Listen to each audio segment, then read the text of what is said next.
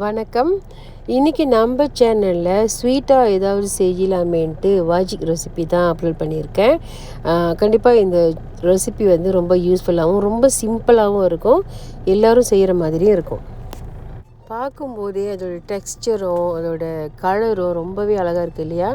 நேராக வீடியோவுக்கு போயிடலாம் வாங்க. எப்படி செஞ்சேன்னு உங்களுக்கு ரொம்ப ஈஸியாக சொல்லிக் கொடுக்குறேன்.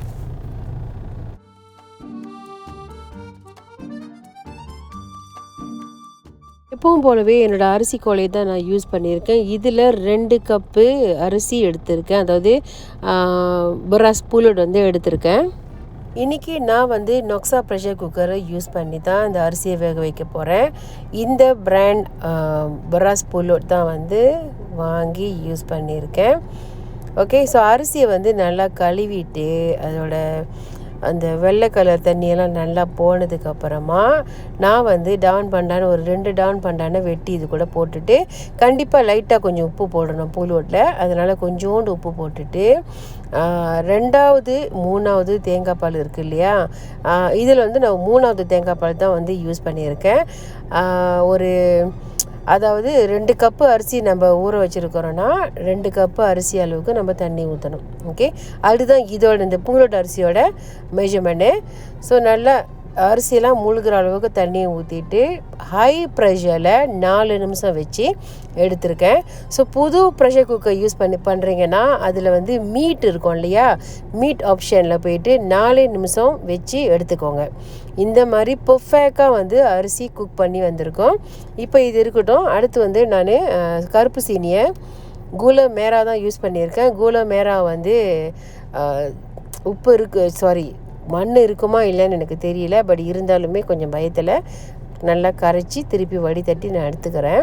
இப்போ இந்த கூலா மேரா கரையிறதுக்காக ஒரு 1/4 கப்பு அளவுக்கு எந்த கப்பில் நான் அளந்தனோ அதே கப்பில் ஒரு 1/4 கப்பு அளவுக்கு நான் தண்ணியை இப்போ ஊற்றிக்கிறேன்.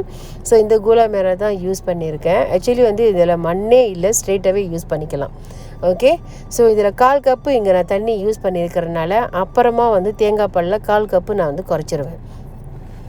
இப்போது இதை வந்து நல்லா தண்ணி மாதிரி நல்லா கரையிற அளவுக்கு கரைச்சிட்டு ஒரு ஃபில்டர் வச்சு நான் வடிதட்டி எடுத்துக்கிறேன். இப்போ வந்து ஏற்கனவே நல்லா கரைச்சி வச்சுருந்த கூல மேராவை, அதாவது கூல மேரா யூஸ் பண்ணாலும் பண்ணலாம், கருப்பு சீனி யூஸ் பண்ணாலும் பண்ணலாம், கூல மிளாக்கை யூஸ் பண்ணாலும் யூஸ் பண்ணலாம். பட் கூல மேரா யூஸ் பண்ணேன். பட் கலர் ரொம்ப அழகாகவே இருந்தது.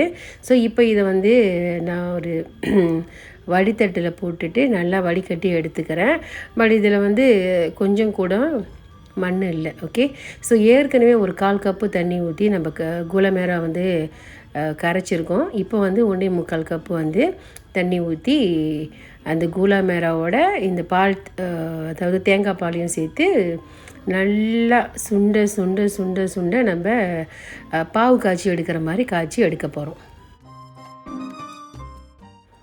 சீனி வந்து இந்த டைமில் வந்து நான் செக் பண்ணி பார்த்தேன். எனக்கு என்னமோ சீனி ரொம்ப பர்ஃபெக்டாக இருந்த மாதிரி இருந்துச்சு. அதனால் நான் எந்த விதமான கல்கண்டோ ப்ரௌன் சுகரோ ஒயிட் சுகரோ எதுவுமே நான் யூஸ் பண்ணலை. எனக்கு இந்த குலமேரா வந்து பர்ஃபெக்டாக இருந்துச்சு. ஓகே, ஸோ இப்போ இதில் வந்து கொஞ்சமாக ஒரு பிஞ்ச் அளவுக்கு உப்பையும் நான் எடுத்து போட்டுக்கிட்டேன். உப்பு வந்து கண்டிப்பாகவே ஆட் பண்ணணும்.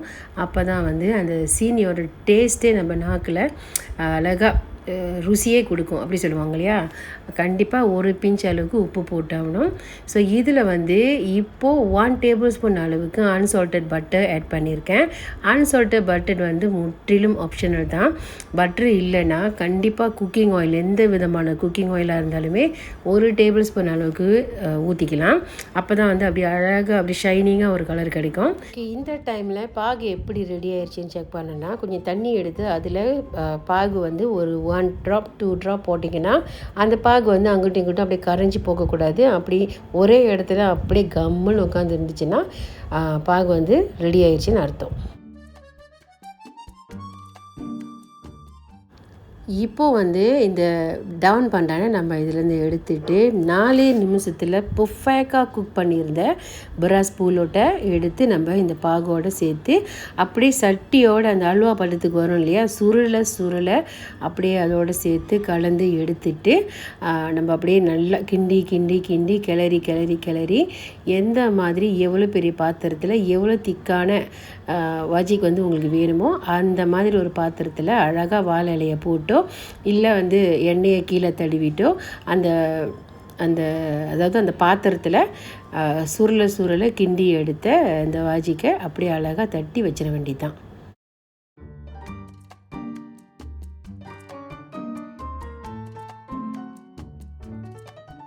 நான் சொன்ன இதே மெஷர்மெண்ட்டில் இதே மாதிரி பக்காவாக நீங்கள் வந்து அந்த பூலோட்டை அவிக்கிறதுக்கு முன்னுக்கே வந்து நான் வந்து அந்த கருப்பு சீனி பாகெல்லாம் எடுத்து காய்ச்ச ஆரம்பிச்சிட்டேன். கிட்டத்தட்ட 7-8 நிமிஷத்தில் வாஜிக்கு வந்து ரெடி ஆயிடுச்சுன்னா கண்டிப்பாக யாராலையுமே நம்ப முடியாது. பட் அதுதான் உண்மை. இது வந்து ஸ்பான்சர் வீடியோ இல்லை, என்னோடய அனுபவத்தை நான் உங்கள் கூட ஷேர் பண்ணிக்கிறேன். ஸோ இந்த நொக்ஸா ப்ரெஷர் குக்கர் வந்து எம்ஏ பிராண்ட். ஓகே, இந்த ப்ரெஷர் குக்கர் தான் யூஸ் பண்ணணும் அப்படின்னு இல்லை. இந்த மாதிரி இன்ஸ்டன்ட் ப்ரெஷர் குக்கர் எதுவாக இருந்தாலும் நீங்கள் வாங்கி உங்கள் கிச்சனில் வச்சுக்கோங்க, ரொம்பவே ஹெல்ப்ஃபுல்லாக இருக்கும். ஸோ 8 நிமிஷத்தில் நான் வாஜிக்கை வந்து ரெடி பண்ணிட்டேன். இந்த மாதிரி சுருளை அதை கிளறி எடுத்துகிட்டு இந்த மாதிரி அழகாக ஒரு நான்ஸ்டிக் பேன்லேயோ எதுலேயோ ஒன்று தட்டி அழகாக வச்சுட்டு நான் வந்து இதை 1 டே வந்து ஒன்றுமே சட்டை பண்ணாமல் அப்படியே வச்சுட்டேன். மறுநாள் தான் இதை நான் கட் பண்ணேன். அப்போ தான் ஏன்னா நான் அது வீடியோக்கு எடுக்கிறேன் இல்லையா, எனக்கு வந்து அழகான ஷேப்பில் வந்து கிடைக்கணும். ஸோ ஆனால் உண்மையாகவே சொல்லப்போனால் எனக்கு வாஜிக்கு வந்து சுட சாப்பிட தான் பிடிக்கும். ஸோ உங்களுக்காகவே இது ஒரு நாள் ஃபுல்லாக டச் பண்ணாமல் அப்படியே வச்சுருந்து பார்த்துட்டு மறுநாள் காலையில் தான் எடுத்தேன்.